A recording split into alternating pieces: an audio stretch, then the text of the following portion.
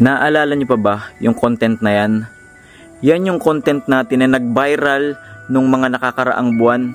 Nung bumili tayo, nakipag-swap tayo ng big bike natin na pinuntahan natin sa Batangas City. Ayan, pinuntahan natin yung motor na yun para iswap yung ating CF Moto 300 SR na iswap natin yun sa big bike na Yamaha, kalimutan ko ano, basta Yamaha 1200cc yun na-swap natin sa Yamaha 1200cc yung ating big bike, tapos nag-add tayo dun ng cash. Ngayon, sasabihin ko lang sa inyo yung masakit na nangyari sa akin dun sa pag-swap namin na yun, na akala ko is kikita pa ako doon sa big bike na yun, pero medyo masakit ang nangyari sa akin sa istorya niyan.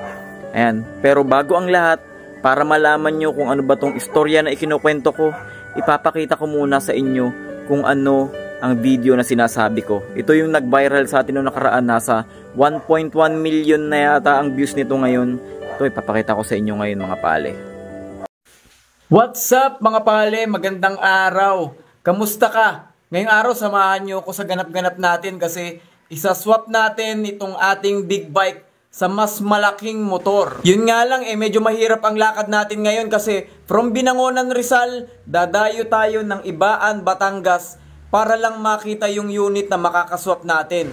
At dahil nga sobrang layo mga pale, isasakay natin tong big bike dito sa likod ng pick-up. Oo, tama ang narinig mo pale. Kami ang dadayo dun sa makakaswap namin kasi medyo lugi siya sa deal namin dahil mas mataas na cc yung kapalit ng big bike natin. Eto nga palang big bike natin ay CF Moto 300 SR 2021 model. From 300cc, mag-upgrade tayo sa 1200cc na super bike. Grabe no? Hindi naman halata na excited tayo dyan na makita na natin yung makakapalit na motor natin. At dahil nga sa sobrang excited natin, hindi na natin hinintay na ipagpabukas pa. Kaya ngayong gabi pa lang, bibiyahe na tayo kasi baka maunahan pa tayo ng iba. Parang sa crush mo lang, ang bagal-bagal mo, ayan tuloy, naunahan ka pa, munggol ka. Sa panahon ngayon, hindi na uso ang ihiya-hiya. Dapat pag may crush ka, sabihin mo agad, ngayon na, nauna, bagal-bagal mo Hoy, ba't nakikialam ka sa buhay nila? Ang titingnan nga pala nating bike ngayong gabi mga pali ay XJR 1200cc.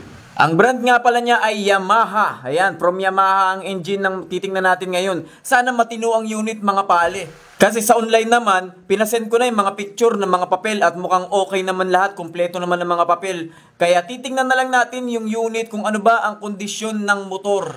Sa totoo lang, napakahabang biyahe nito. Hindi pa kami umaalis, napapagod na yung isip ko no? Kasi for sure, umaga na kami makakauwi niyan. Dahil sa haba ng biyahe, balikan ba naman At dito nga sa part na to mga pali, pinag-uusapan namin kung paano namin iaangat sa likod ng pick-up itong big bike. Dahil nga napakabigat niya. Kitang-kita mo naman mga pale napakalaki niyang motor na yan. Kaya napakahirap iangat sa likod ng pick-up. 4 na tao lang kaming mag-aangat niyan. Pagtutulong-tulungan namin, sana maangat namin. At eto na nga mga pale, first try! Oh, diba? Hindi kaya. At eto na nga mga pale, dumating na ang rescue natin. Ang pinakamalakas, si Paring Kabilog TV.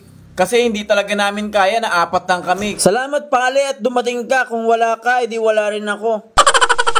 Pasikat ka na naman boy. At eto na nga mga pale, inihanda na namin yung mga malalaking panali. Kasi dapat secure ang bike natin para hindi naman malaglag sa biyahe. Kasi pag nalaglag sa biyahe, wala na. Ano na lang ipalit natin doon sa big bike doon sa Batangas, eklog mo. Kaya sana mga pale, goods yung unit na makikita natin doon kasi pagka pangit ng unit at saka may sira, naku po, yari tayo dyan, bang layo ng biyahe natin. Nagbayad pa tayo ng sasakyan para lang makapunta doon.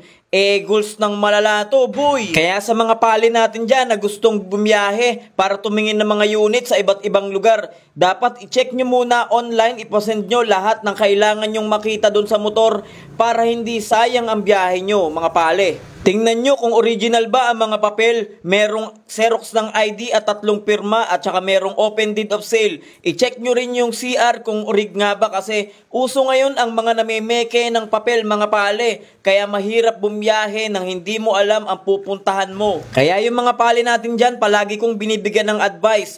Unang-una, ipasend muna sa chat box yung mga papel at saka mag-send ng video na umaandar ang motor para marinig nyo rin, may idea kayo. Hindi man makikita sa chat or sa video lahat ng details ng motor, at least meron na kayong idea kung matino nga ba ang motor. At sa part nga na ito mga pale, inaayos namin yung parada ng motor dun sa likod. Kasi baka ito ay gumalaw. Pagka gumalaw ito, naku, may posibilidad na tumumba to. Di gas-gas na naman, yari tayo. Baka pagdating natin sa Batangas, basag-basag na yung unit natin. Nako, balik-balik tayong lugi niyan mga pale. At eto na nga mga pale, tamang kausap tayo sa safety engineer natin pale, si Paling Bilog. Shoutout nga po pala sa kasama natin si Paling Bilog. Pakipollow din ang page niya mga pale, Kabilog TV ML Coach. I-search nyo lang, lalabas na yun. Basta may bilog kayo makita, yun na yun. At eto na nga mga pale, matapos ang 17 taon, matatapos na ang pagtatali natin dito sa ating big bike. Maibibiyahin na natin siya ng Batangas. O ayan mga pale, tingnan nyo, parang sinaputan ni Spider-Man. Tinininin, tinininin, baduy mo boy. At eto na mga pale, on the way na tayo. Tara na, let's go na. At baka tayo'y umagahin. Panigurado, umagahin naman talaga tayo niyan. Ayan mga pale, napakahaba ng biyahe natin. Tamang sentimo na tayo dito sa Gidli. Kung hindi rin lang ikaw ang dahilan. Wow, singer. At eto na nga mga pale, sa sobrang dilim na ng mga daan, panigurado, nandyan na tayo sa Batangas. Ang lugar kung saan madidilim ang daan. Kaya sa mga pale natin dyan, na mga gumagawa ng ganito, ingat-ingat kayo mga pale. Kung hindi ka pa napapasahan ni Master Jeremiah ng kapangyarihan, hindi mo magagawa to mga pale. Hindi ka makakapunta sa mundo ng mga halimaw. Uy, Eugene Domingo yun ah. At sa inabahaba ng biyahe mga pale, syempre wala pa tayo. Makikiihi muna tayo dito sa gasoline station. Kasi lahat kami naiihi na sa haba ng biyahe talaga. Napakahirap magbiyahe ngayon. Imaginein mo, from Rizal, dumayo pa tayo ng Batangas para lang makita yung motor na gusto natin. Sana talaga ay goods na goods yan. Ayan nga pala yung unit natin guys, so nakasabit sa likod. Nakaparada kay Mando. Mandong, ginagawa mo dyan, Mando. Baka magtampo sa'yo si Jabu G, andyan ka na naman. Dito nga pala sa part na to, mga pale, malapit-lapit na kami. Umihi lang talaga kami dahil hindi na talaga namin kaya. Puputok na talaga yung mga esophagus namin. Tanga, ano ba't esophagus? At pagkatapos nga natin mag-CR mga pale, let's go na ulit. Biyahe na ulit tayo dito sa maliblib na lugar ng Iban, Batangas. Naku po, nakakatakot talaga. Sira-sira yung mga daan. Baka may multo dyan. Yan nga palang nasa unahan na motor natin mga pale. Yan yung may-ari ng motor na titingnan natin ngayon. Sinundo tayo dyan sa Ibaan exit para malaman natin agad yung bahay niya. Para hindi tayo maligaw kasi nga liblib dito sa lugar nila. Napakaraming sikot-sikot, napakaraming liko-liko. Baka mamaya may humarang sa amin dito. At eto na nga, the moment in time. Andito na tayo sa bahay ni Bossing. Unang bungod pa lang, kita mo, napakalaki ng gulong mga pale, oh. Tingnan mo naman, bruskong-brusko yan, mga pale. 1,200cc. Titigan muna natin ang titigan, mga pale, para makita natin kung ano ba yung mga sira or kung ano yung mga dapat nating ipaayos. Kailangan din nating mapakinggan ng makina niyan, kaso mukhang negats na kasi napakalalim na ng gabi. Mabubulahaw yung mga kalapit bahay ni Bossing. Pero eto, meron pala, pakinggan nyo mga pale.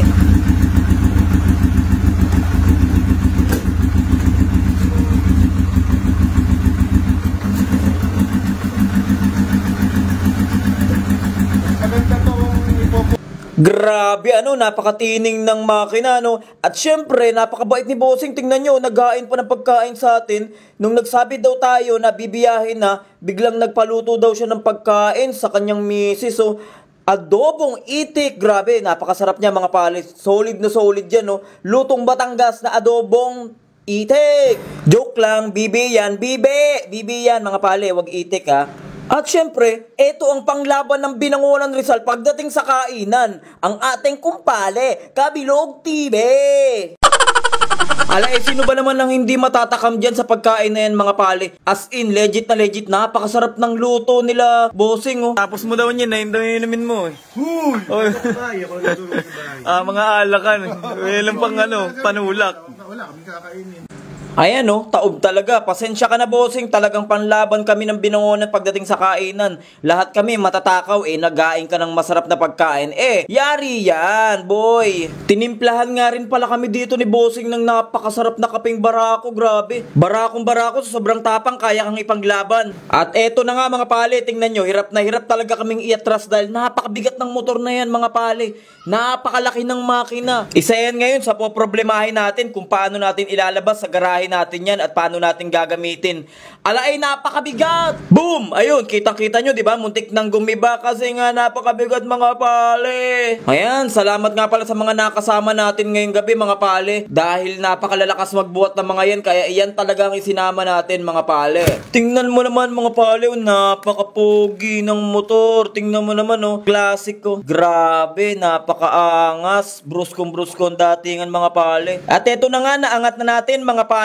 Hindi ko na na-video kanina kung paano namin naiangat dyan dahil nga sobrang bigat ng motor na yan. Sa dami namin nagbubuhat, mga pale, lalabas pa rin ng aming TV dyan. Ayan, at eto naman ang itatali natin ngayon, mga pale, para hindi malaglag. Babay na, babay, iwanan ka na namin dyan. Ingatan mo bago mong amo, pale, ha. Wag na wag mong gagasgasan ng amo mo, pale. Dito pa lang, habang tinatali namin yung mga pale, iniisip na namin kung paano namin siya ibababa doon sa binangonan kasi nga napakabigat, napakahirap niyan ibaba. At pagkatapos nga naming Italian, mga pali, at masecure, biglang lumabas si bossing, may dalang bibi, Hindi pa nakontento si bossing na pinakain kami niya ng adobong bibi. Pinabaunan pa kami ng isa pang buhay na bibi. Ay, napakatindi mo naman, bossing. Napakabait mo, maraming salamat. Shower out sa'yo, bossing. At muntik pa nga makatakas ang bibi natin. Bibi na, naging baby mo pa.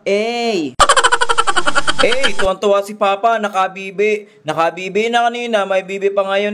Bibi! Sana all may bibi. Dahil ikaw pa rin ang bibi ko, kahit wala ka na sa puso ko ang akong ipagdarasal pa rin kita. Bibi! At eto na nga si bossing, hawak yung kanyang bibe. Siya nga pala yung may-ari ng big bike na kinuha natin. At ayun na nga, nakakuha na ng bagong sako. Kasi yung unang sakong nilabas ni bossing, nasira at nakatakbo ang ating bibe. Bibe na, wala pa. Ayan. Wala na eh. Abos na. O sige, bibili lang tayo ni Boss Jex mamaya. Hanap tayo mabibilan. Matigas na pagdating doon. Oo nga. Pwede na siyang nakapaaga. Papaaga ang birthday celebration, tatay. Ayan. Ayun. Okay. Yan, sa titi pa rin. Para may pagtalian ng bibi. Talag yun sa atin. So, paano, mga pale? Yung motor natin naswap na sa bibe. Kaya ready na tayong umuwi, mga pale. Malayo-layo na naman ang ibibiyahin natin. Malamang sa malamang yan, matutulog tayo nito sa biyahe. Dahil napakalayo ng biyahe talaga. As in, legit na legit, mga pale. Pero napakabait ni bossing. Salamat, bossing. Shower out sa'yo. At kinabukasan nga, syempre, sound check, malala, mga pale.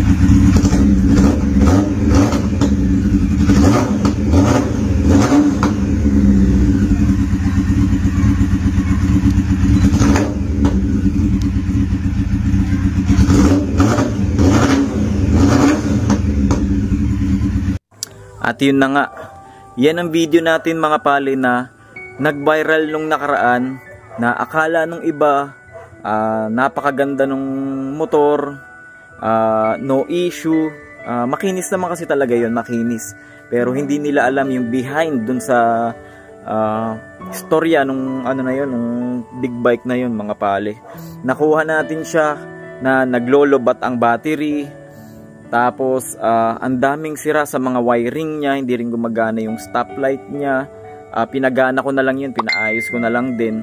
Tapos lalong-lalo yung battery na nakakabit sa kanya is maliit lang, hindi siya pang big bike talaga kasi pagka ganun daw parang na-overcharge yung battery ng big bike, tapos ayun nangyayari, biglang nalolobat, biglang nawawalan dahil nga hindi kaya nung battery na i-absorb yung malaking charging system ng big bike. Kaya ayun ang nangyayari, namamatay siya bigla, tapos para siyang mag-overheat. Ganun ang nangyayari sa kanya, kaya sobrang init tapos bigla siyang namamatay.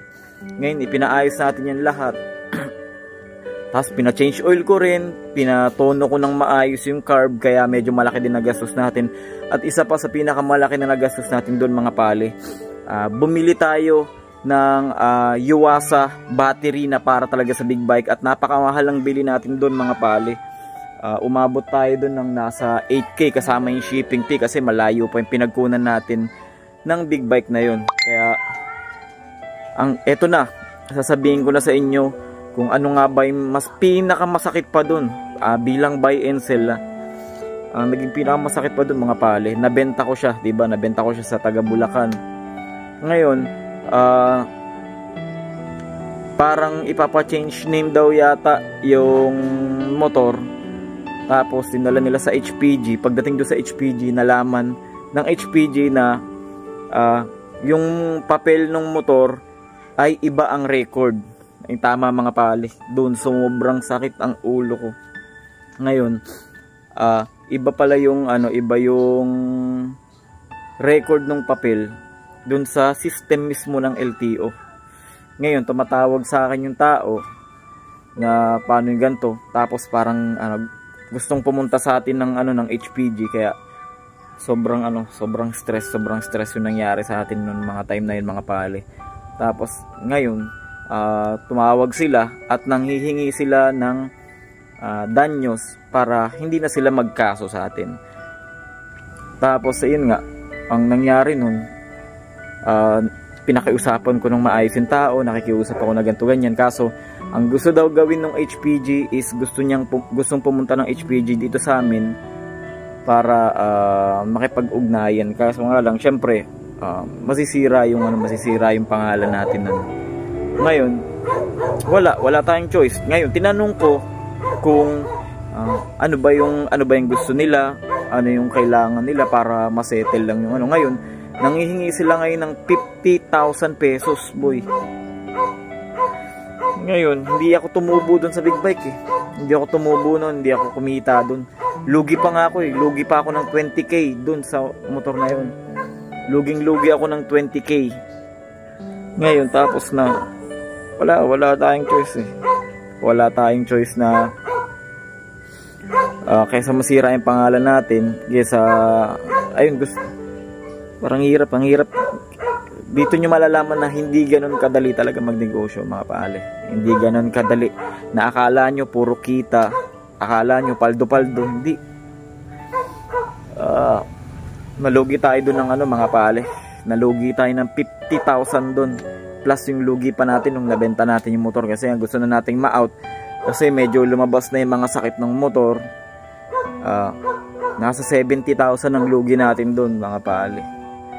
Na ayun, syempre nagbaba and sell tayo para kumita, pero wala, naloko na naman tayo ng ibang tao. Kaya isa lang ang ma-advise ko sa inyo mga pale, wag kayong magtitiwala sa mga tao kahit gaano pa yung kabait. Nakita nyo naman sa video, di ba? Pinakain pa tayo, yung binilan natin, yung kinuha na natin ng unit, pinakain pa tayo, binigyan tayo ng bibe, di ba? Mga pampadulas lang pala yun, pero wala. Advice ko sa inyo mga pale, wag kayong magtitiwala sa mga tao na hindi nyo namang kilala. Yun lang ma-advise ko sa inyo mga pale.